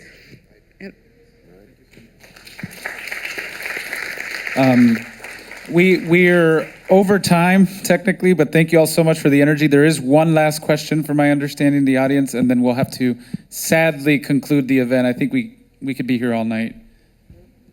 Well, I'll try to make this question pretty good, but let's boo Manny Pelias one more time for bad politicians. Boo! Yeah, we got to get those people out of office. I was just looking at like Google, and the top employers of San Antonio, it's Joint Air Force Base, USAA, HEB, 20,000 people. I was reflecting on what you guys were saying, and I remember at the start of the pandemic, we're all masked up and waiting in line at HEB to buy stuff. I was looking at the cash register person, right? And the people working at HEB, and I knew that they were getting paid a couple more bucks, right, to work there. And I'm looking at this amazing panel with a lot of experience, and if you had, I guess I'm asking if you guys had an opportunity to talk to the people at HEB, you know, why would it be good for them to stand up and get unionized? Because it's not stopping Starbucks from being unionized in a right-to-work state, all right? So why is it important for the largest employer and the largest employers in San Antonio is to allow their employees to unionize? It wouldn't be a San Antonio event without, I think, a reference to HEB, but does anybody want to address this question? I do, because HEB has been on my list forever, okay? On my list forever. They have sued me, you don't know how many times, okay? That's why. That's why. They hated me because I was always boycotting their store. Yes, I actually looked at HEB's numbers today. They employ 150,000 people. Do you know that? 150,000 people. Their top wage, and this was in Google, right, is less than $15 an hour. Baggers get $9 an hour. Baggers are 30 hours a week, and you know why they're 30 hours a week, because they don't want to give them any benefits. And so yes, HEB, you know, I look at what happened in California, and they have 500,000 workers under union contract, Ralph's and Vons and all those stores. And we don't have one store in this state, right, Marinela? Not one grocery store in the state that's unionized, not one. Every one of them has lost their union contracts. And so, yes, I think they're prime. I don't know who would do it. 150,000 workers is, that's all over, wherever they're located. What did you say, 20,000 in San Antonio? You know, and then HEB, Charles Butt, then gives all this money to build buildings. And so I'm thinking, everybody says, oh, he's such a philanthropist. You know what? If he really wanted to do something and change this city, he should pay decent wages to those workers, and you could create a middle class, for God's sake. When we had Kelly Air Force Base, civil service, okay, military and all that business. But they created a middle class, and that's what got us all to school and into college. You tell me how many of you are products of your parents were at Kelly. How many, right? So HEB can do it too. I don't know who's gonna take that on. That's a huge effort. But if those two young men could take on Amazon and Staten Island, of course, you know, New York is a pro-labor state, Texas is not. I mean, if we can find something like that here in San Antonio, my God, that would create such a movement here in the city. And I don't know what the answer is, really. Don't know what the answer is. All right, I think we are at time, but I wanted to go around and maybe just 1 minute each, give the panelists a chance for some closing remarks, you know, whether it's you want to talk about some organizational needs that you feel like your organization currently needs, or just the lasting thoughts you'd want to share with the audience. So we'll start in order, Mario, but just 1 minute because we are over time already. 1 minute, and you know, if I steal 5,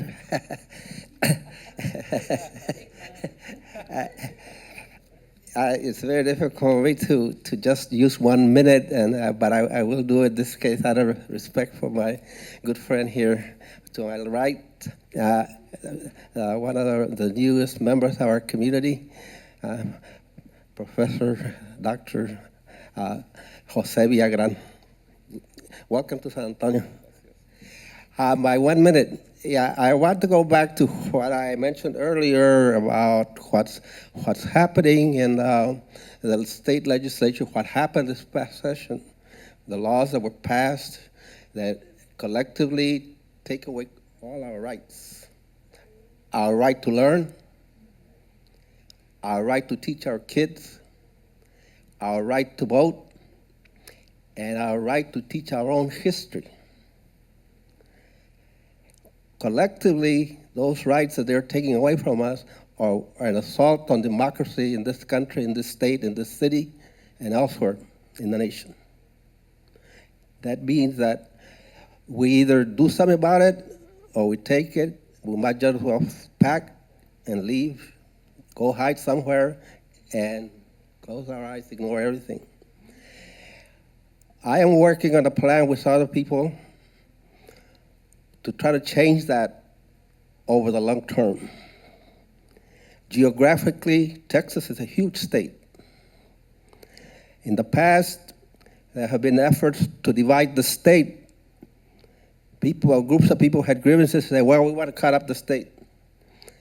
And there's always also been movement on the right that says, we want to secede from the nation.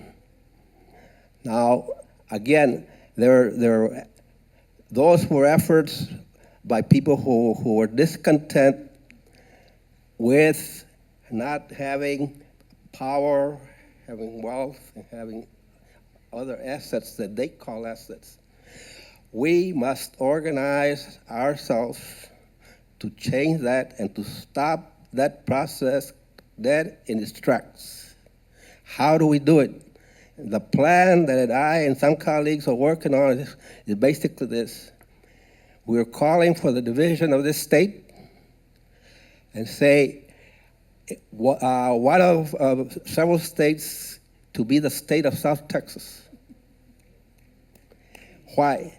Do we have the right to do that? Do we have to petition the Congress, or who do we have to petition? Now, keep in mind that I'm talking about a legal way to do things. When Texas was admitted to the Union in 1846, the congressional resolution that approved it said, Texas can be subdivided up to as many as 5 within the existing territory.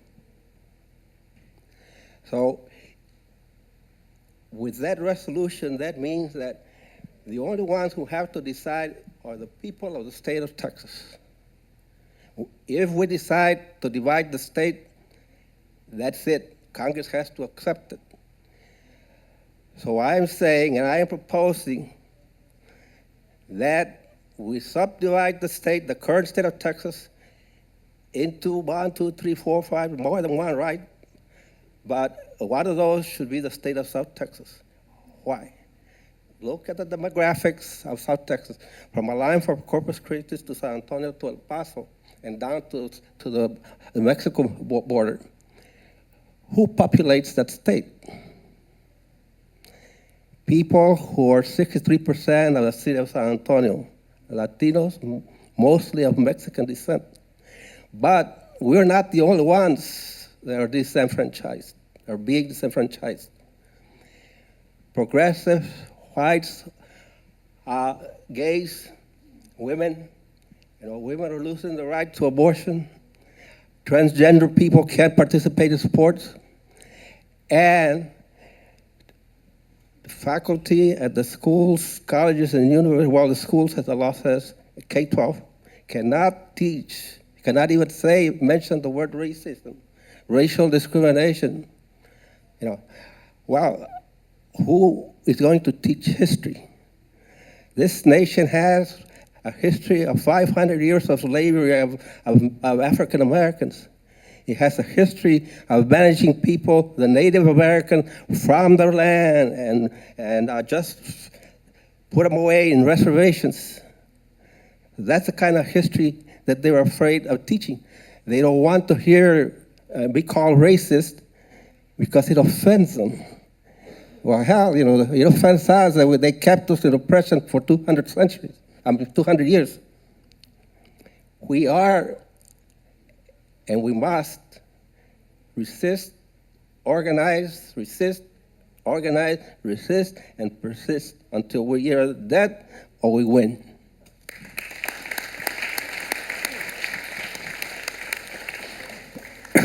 And talking about HEB, I've got a big gripe with them as well.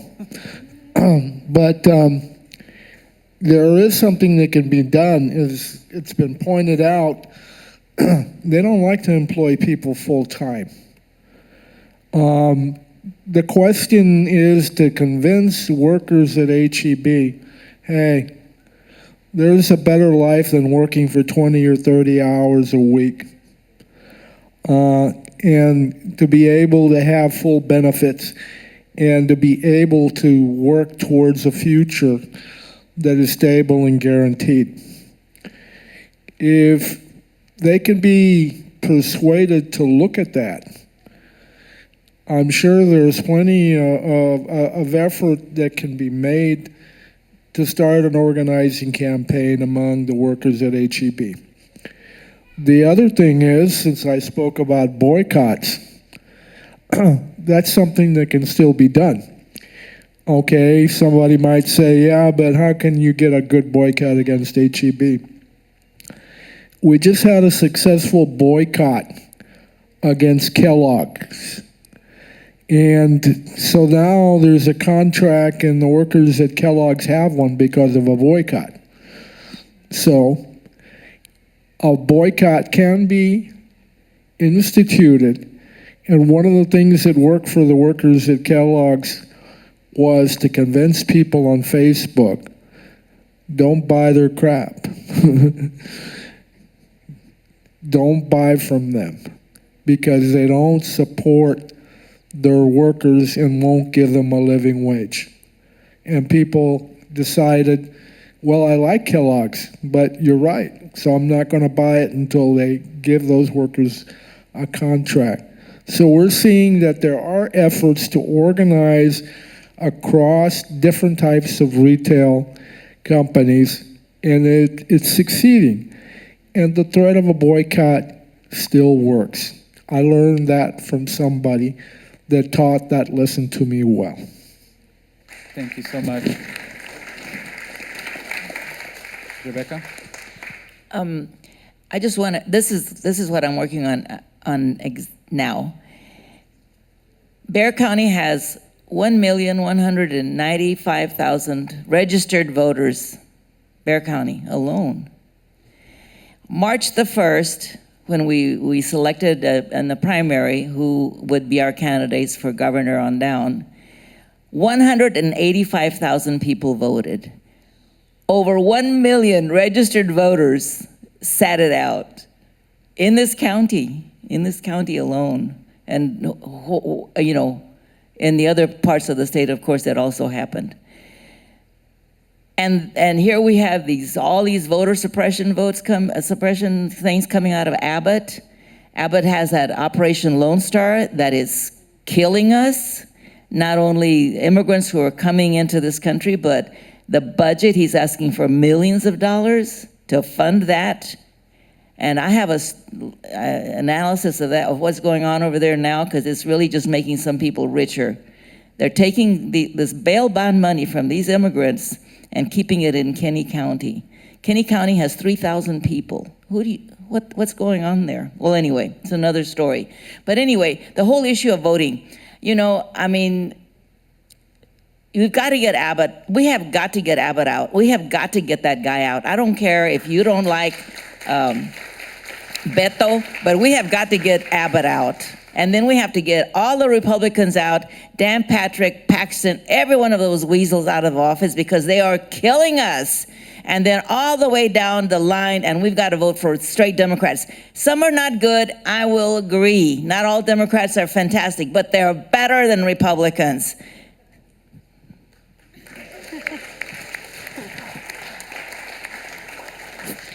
Bueno, lo que las trabajadoras del hogar queremos, nosotros necesitamos un proyecto de ley municipal en San Antonio. Tenemos en esta ciudad una larga historia de lucha desde el 2001 que empezamos cuando fuimos afectadas por vía, que nos quitó el transporte que nos llevaba a docenas de nosotras al trabajo. Docenas de ellas perdieron el trabajo, otras no nos dimos por vencidas y hasta que nos regresaron la ruta 97, West Avenue, Necesitamos esta protección, la merecemos. ¿Quién ha sufrido tantos abusos, explotación, malos tratos, explotación, malos tratos, indiferencia? ¿Quién estuvo al frente durante casi 2 años de la pandemia? Domésticas Unidas, ayudando de 1000 maneras a la comunidad sanantoniana con muchos recursos. Mientras las demás organizaciones y oficinas de la ciudad estaban cerradas, trabajando desde la comunidad de ese hogar. El local de nosotras permaneció abierto, aún con gran riesgo, desafiando miles de contagios y fallecimientos, solucionando toda clase de problemas que resultaban a consecuencia del cierre de empleos y falta de atención del gobierno de esta ciudad. Domésticas Unidas fue la que estuvo al frente, ayudando a cientos de la comunidad, repartió tarjetas con dinero en 2 ocasiones, dinero donado por nuestra alianza. Ahora nosotras necesitamos que nos asesoren, que nos apoyen con este proyecto. Somos la mayoría mujeres mayores, algunas enfermas, aún trabajando, madres solteras que usan el bus, no saben conducir, no saben inglés, indocumentadas, sobreexplotadas. Necesitamos protecciones y derechos que sean aplicables a nuestras necesidades, beneficios como acuerdo por escrito, retiro, vacaciones pagadas. Si los empleadores se van de vacaciones, esos días que se nos paguen, días de licencia por enfermedad, días pagados por enfermedad, descanso cada 5 horas, 30 minutos para comer, horarios justos, protección en contra del acoso y discriminación a las que viven en hogares privados, que tengan privacidad. Si el empleador tiene cámaras de vigilancia, que haga del conocimiento a la trabajadora, que tenga privacidad en su cuarto. Si van a despedir a la trabajadora, avisarle con 1 mes de anticipación, pagarle 1 mes por adelantado en caso de despido, para que la trabajadora pueda buscar otro trabajo, ya que ella vive en el lugar de trabajo. Eso es lo que nosotras pedimos, las trabajadoras del hogar. Esa es un Bill of Rights a nivel local aquí en San Antonio. Es lo que nosotros queremos, y también les queremos pedir, en este momento ya no nos renovaron el contrato, estamos sin oficina. Si saben por ahí de un lugar bueno, bonito y barato, avísenos para poderlo rentar. Muchas gracias.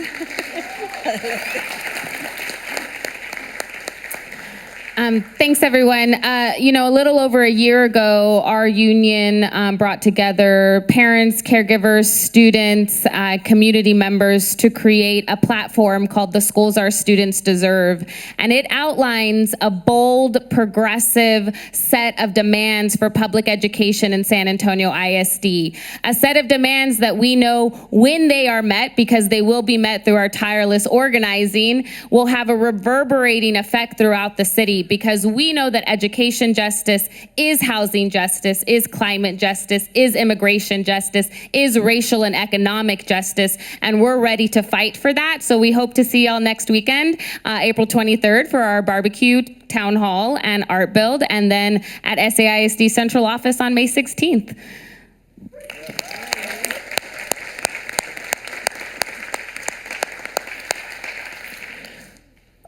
We've heard a lot about the necessity of organizing, and that's absolutely true. So if you don't belong to a union, of course, you better figure out a way to join one. And if you don't think that there's a union that covers your sector of work, there's something that's available. There is a science that was alluded to behind organizing. There's a science. It's meticulous. It's been well thought out. And I'll tell you, just make note of this. If you're already in a union, and if you're not, make note of it anyway, please. You can talk to somebody at the AFL-CIO about enrolling or delegating an enrollee from your potential bargaining unit into one of the periodic 3-day organizing workshops administered by the National Labor College. That's the National Labor College. You can find them very easily. These are held at a place called the Tommy Douglas Conference Center. It's in Silver Springs, Maryland. You can look that up too. The AFL-CIO has they're very intertwined with the Douglas Center. And they're rigorous, but they're invaluable. If you really want to organize, this is where you got to go, all right? So at the National Labor College, Tommy Douglas Center, AFL-CIO, it's in Silver Springs. It's very energizing. You go to one of these, you'll know what to do, and you'll feel like doing it.